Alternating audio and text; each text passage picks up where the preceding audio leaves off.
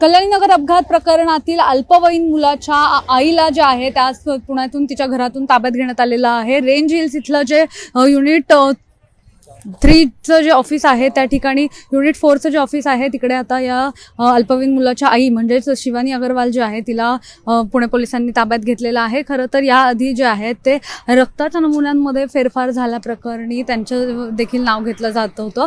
पहिला जो रक्ताचा नमुना आहे तर तो त्यांचाच असल्याचा जो आहे ते खरं तर सांगितलं जात होतं। पुण्यातील ससून रुग्णालयात जी समितीचं नेमणूक करण्यात आली होती त्यांच्याकडून अहवाल पाठवण्यात आला होता आणि या अहवालामध्ये जर पाहिलं तर 3 जणांचे रक्ताचे नमुने घेतल्याचं सांगितलं गेलं होतं आणि त्यातील जो 1 नंबरचा नमुना होता तर तो एका महिलेचा असल्याचं सांगितलं जात होतं आणि हा नमुना खरं तर याच मुलाच्या आईचा म्हणजे शिवानी अग्रवालचा असण्याची शक्यता वर्तवली जात होती। खरं तर गेल्या 2 दिवसांपासून शिवानी अग्रवाल ही फरार असल्याचं सांगितलं जात होतं आणि आज पहाटे जे आहे ते त्यांच्याच घरातून शिवानी अग्रवालला जे आहे ते पुणे पोलिसांकडून ताब्यात घेण्यात आलेलं आहे।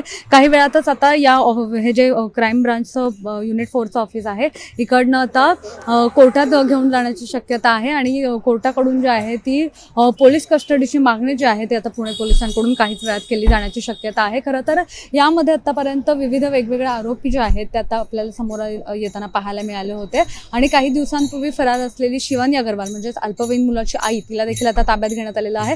यापुढची चौकशी जी आहे ती नेमकी आता कशी होणार आहे ते पाहणं महत्त्वाचं ठरणार आहे।